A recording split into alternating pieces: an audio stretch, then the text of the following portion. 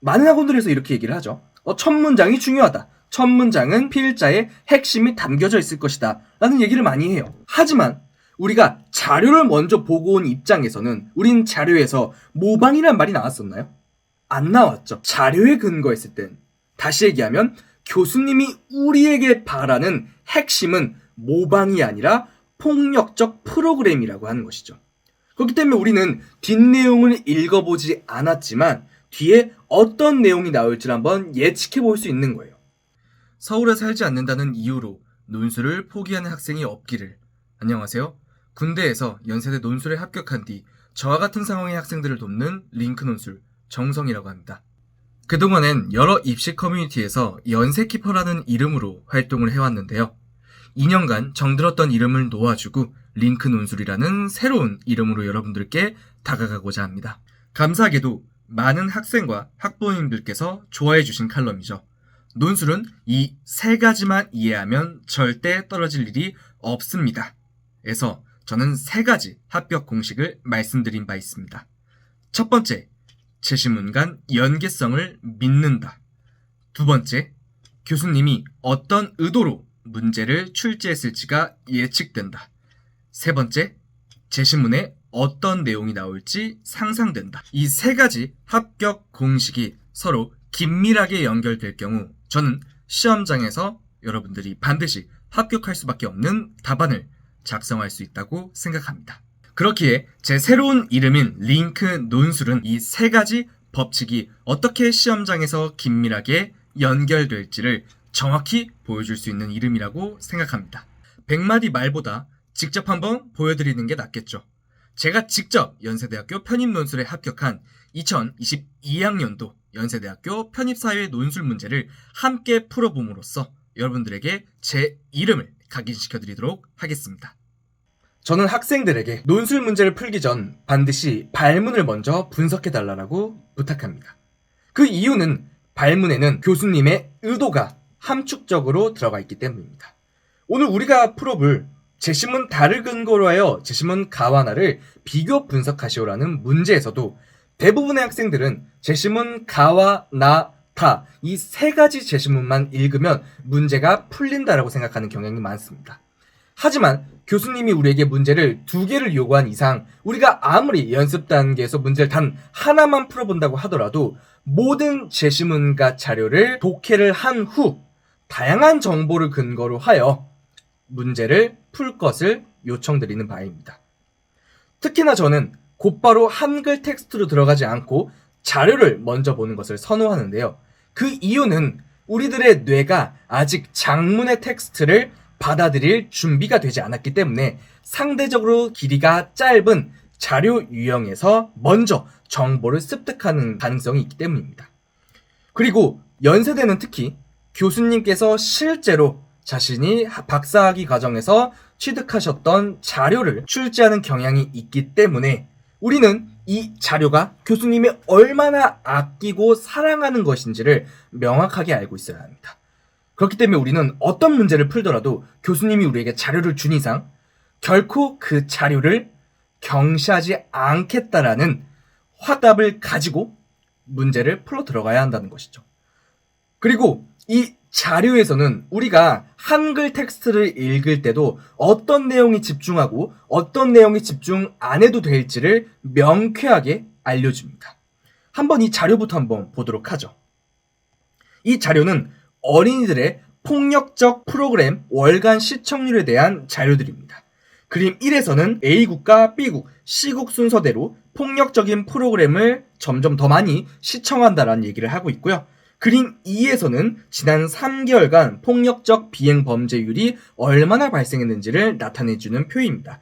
마지막으로 그림 3에서는 지난 3개월간 정신건강지수를 얘기를 하고 있죠. 초보 단계에서는 이 자료에서 너무나도 많은 정보를 뽑아내려고 노력하진 않으셔도 좋습니다. 일단 저는 자료를 보는 게 어렵다면 이 자료의 제목에 해당하는 표제부를 정확하게 이해하는 것이 중요하다고 말씀을 드리고 있습니다. 그래서 우리가 명심해야 될 포인트는 폭력적 프로그램이라고 하는 단어가 중요하구나. 그 다음에 이 폭력적 프로그램에 따라서 비행 범죄율이 달라진다는 것이 중요하구나. 그 다음에 이 폭력적 프로그램에 따라서 정신건강지수가 달라지는 것이 중요하구나. 딱 이 세 가지만 인지를 하고 제시문을 읽으러 가면 우리는 굉장히 효율적으로 제시문을 읽을 수 있게 될 것입니다.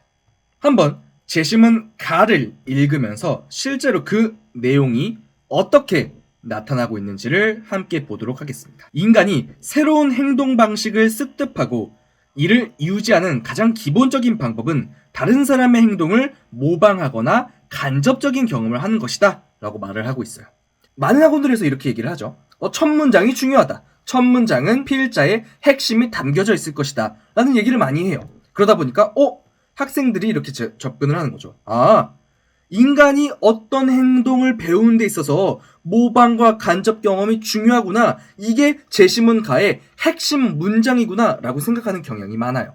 하지만 우리가 자료를 먼저 보고 온 입장에서는 우린 자료에서 모방이란 말이 나왔었나요? 안 나왔죠. 물론 이 모방이 그렇다고 해서 중요하지 않다, 갖다 버려도 된다 라는 얘기는 아니지만 자료에 근거했을 땐 다시 얘기하면 교수님이 우리에게 바라는 핵심은 모방이 아니라 폭력적 프로그램이라고 하는 것이죠. 그렇기 때문에 우리는 뒷내용을 읽어보지 않았지만 뒤에 어떤 내용이 나올지를 한번 예측해 볼 수 있는 거예요. 모방, 그리고 폭력적 프로그램, 그리고 비행 범죄, 그 다음에 정신건강, 이 네 가지의 키워드가 서로 어떻게 링크되어 있을까를 한번 고민을 해보는 거예요. 저는 이렇게 한번 생각을 해봤어요. 애들이 폭력적 프로그램을 본다면 그 폭력적 프로그램에서 나오는 그 폭력을 모방하여 범죄를 저지르고 그러다 보니까 아이들의 정신건강이 나빠진다는 얘기를 하는 게 아닐까를 한번 상상해봤습니다. 이 내용이 제시문 가의 뒤에서 안 나타날 수도 있어요. 하지만 그래도 괜찮습니다. 우리가 이런 상상을 했다라는 것만으로도 우리의 뇌는 이 제시문이 굉장히 중요하다는 것을 우리의 무의식에서 끊임없이 보여주고 있거든요. 그렇기 때문에 우리는 제시문을 조금 더 수월하게 그리고 무엇보다도 흥미롭게 글을 읽을 수 있게 됩니다. 많은 학생분들이 이 긴 글을 읽는데 어려워하는 이유는 너무나도 간단해요. 바로 그 글이 재미가 없기 때문입니다. 그리고 재미는 왜 없을까요? 바로 호기심을 가지고 글을 읽지 않기 때문이에요. 이거는 비단 논술뿐만 아니라 다른 비문학과 같은 수능 국어에서도 적용될 수 있는 부분이라고 생각합니다. 여러분들은 끊임없이 다음에 나올 내용들을 상상을 하고 예측을 하며 제발 내가 상상한 내용이 나왔으면 좋겠다 라는 마음을 가지고 글을 읽어주시는 게 중요해요. 이런 호기심이 여러분들에게 2시간이라는 논술 시간에서 집중력을 흐트리지 않고 끝까지 논술을 읽게끔 하는 힘이 될 것입니다.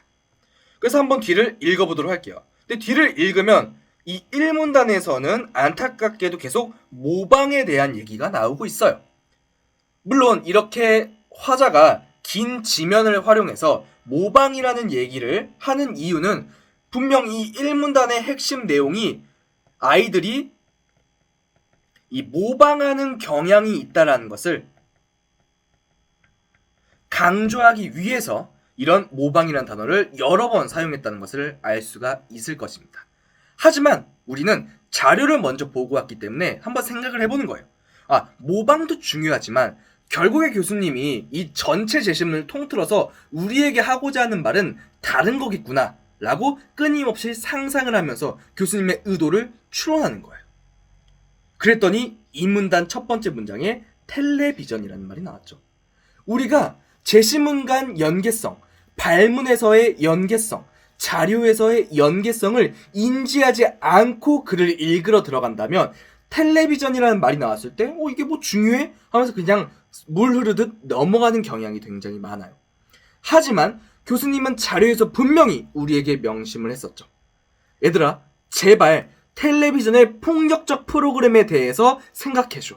이거에 대해서 글을 써줘. 나는 이거에 대해서 중점적으로 글을 쓰는 친구들에게 높은 점수를 부여할게. 교수님의 그런 의도는 우리가 자료에서 파악할 수가 있었습니다. 그렇기 때문에 우리는 1문단을 열심히 읽었음에도 이 문단이 더 중요하다라는 생각을 가지고 들어가야 한다는 거죠. 그래서 이런 텔레비전의 등장이 아이들의 롤모델, 다시 얘기하면 모방학습의 범위를 크게 늘려주었대요. 그 말은 즉슨 뭡니까? 우리가 앞에서 읽었던 자료랑 유기적으로 한번 연결을 해봅시다. 한번 링크를 해보자고요. 바로 텔레비전에 폭력적 프로그램이 확산이 되면서 아이들이 뭐하게 되었다? 그 폭력을 모방하게 되었다는 얘기를 뒤에서 해주겠구나. 그래서 그런 내용들이 뒤에서 나오나 잔인한 폭력을 볼 수 있는 기회가 없었지만 현재 다시 얘기하면 텔레비전이 등장한 시대의 어린아이들은 유치원에 가기 전부터 수많은 흉기나 총기 사용 등을 마주치게 된다. 그래서 이렇게 되다 보니까 텔레비전에 따라서 아이들은 폭력적인 행동이나 흉악범죄에 무제한적으로 노출되고 이거를 모방학습을 통해 폭력적이고 공격적인 행동으로 이끌게 된다. 이 제시문 다 읽은 거예요. 이 제시문 가의 피해자가 하고자 하는 말의 핵심은 뭐다? 모방도 중요하지만 모방 그 자체가 중요하다는 게 아닌 거예요. 바로 아이들이 텔레비전에 있는 폭력적인 프로그램을 자꾸 모방하니까 그게 문제다. 그러니까 폭력적 프로그램을 우리가 제한하자라는 얘기를 지금 해주고 있는 겁니다. 이런 교수님의 의도를 정확하게 파악을 하고 글을 읽는 학생만이 나중에 글을 쓰러 갔을 때 중심을 놓치지가 않아요. 근데 정말로 많은 학생들이 발문 또는 자료를 제대로 읽지 않고 내가 이 제시문을 10분 또는 20분 정도 되는 시간 동안 너무나도 힘들게 읽었기 때문에 여기에 막 애착이 생기고 그러다 보니까 내가 중요하다고 생각하는 게 교수님도 중요하다고 생각을 해버리는 거예요. 이러다 보니까 교수님의 의도와 상충되는 답안이 만들어지게 되고 결국에 교수님은 우리들의 학생들의 답안에 안 좋은 점수를 배정할 수밖에 없게 되는 겁니다. 그리고 우리 학생들은 시험장에 나와서 불합격을 한 뒤에 논술은 운빨 망게임이다라고 얘기를 하고 있는 거죠. 그렇기 때문에 여러분들이 어느 학원에 어떤 선생님께 수강을 하든 끊임없이 교수님의 의도가 무엇인지를 고민하면서 글을 읽어주는 연습이 정말 중요하다는 거예요. 그러면 제시문 가에서는 애들이 폭력적 프로그램을 보면서 모방을 하니까 그러니까 폭력적 프로그램 나빠요라고 얘기를 하고 있어요. 그 다음에 우리는 아까 발문에서 제시문 가와 나를 비교하라라고 얘기를 하고 있죠. 그러면 우리가 한번 또 다음에 나올 내용을 상상해 보자는 거예요. 제시문 나에는 어떤 내용이 나올까요? 우리가 제시문 가와 제시문 나를 비교한다고 했을 땐 제시문 가와 나는 서로 같은 말을 하는 제시문일까요? 절대 그럴 리가 없죠.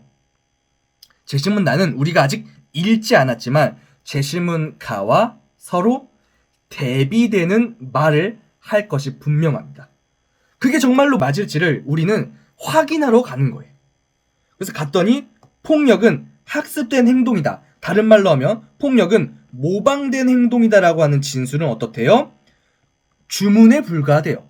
주문, 다른 말로 하면 통념에 불과하다라는 얘기를 해주고 있는 거죠. 즉 제시문 가가 얘기했던 폭력은 모방된 행동이다라는 그런 진술 자체는 사람들의 통념에 불과할 뿐 이 통념은 그 어떠한 과학적인 근거를 가지고 있지 않다라고 지금 얘기를 해주고 있는 거예요. 심지어 여기서 끝나는 게 아니에요. 제시문 나는 마지막 부분에 어떻게 얘기를 하고 있냐면 오히려 폭력적인 프로그램 또는 폭력적인 미디어가 카타르시스를 제공하여 정신건강 우리가 어디서 나왔었죠? 아까 자료에서 나왔었죠. 그러니까 이 굉장히 중요하다라는 걸 한번 생각을 해주셔야 돼요. 그래서 폭력적 프로그램이 정신건강을 좋게 만들어서 결국에는 대리만족을 추구 이를 통해서 감정을 순화시켜서 결국에는 인간이 가진 본성의 하나인 공격성을 완화시키는구나. 그러면 그냥 폭력적 프로그램을 주면 정신이 건강해져서 폭력을 안 하는구나. 여기서도 멈추면 안 돼요.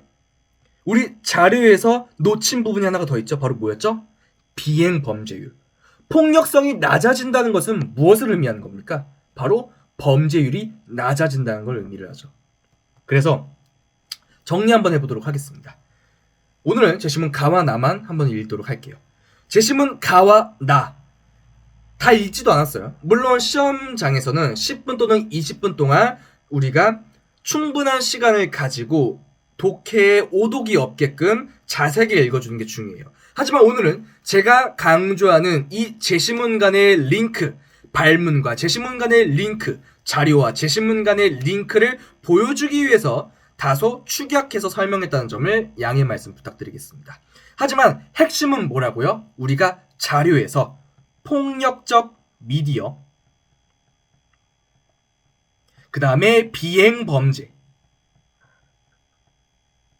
그 다음에 정신건강, 이 세 가지의 핵심 키워드를 정확하게 인지를 했다라는 관점에서는 우리가 제시문 가를 읽을 때 어떤 모방이라던가 아니면 제시문 나를 읽을 때 뭔가 카타르시스라던가 이런 뭔가 있어 보이고 뭔가 중요해 보이는 이런 단어가 사실상 교수님이 전체 제시문을 통과하는 핵심 키워드에는 해당이 되는 단어가 아니라는 걸 정확히 인지해야 한다는 겁니다.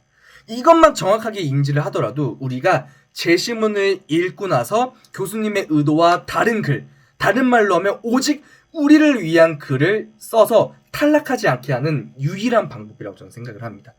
그렇기 때문에 여러분들이 어느 학원에 가서 수강을 하시든 발문과 자료 또는 다른 제시문을 통해서 우리가 잘 이해되지 않거나 아니면 우리가 잘못 독해할 수 있는 제시문을 올바르게 독해하는 연습을 충분히 진행을 해주셔야 한다라는 말씀입니다. 그렇기 때문에 제시문 가에서 어떤 내용이었다? 폭력적 미디어가 아이들의 폭력적인 성향을 모방하게 하여 비행범죄를 높이고 정신건강을 낮추더라 라는 제시문을 얘기를 하는 거였고요. 제시문 나는 어떤 내용이었다? 폭력적 미디어가 오히려 아이들의 정신건강을 높임으로써 비행범죄율을 낮추더라.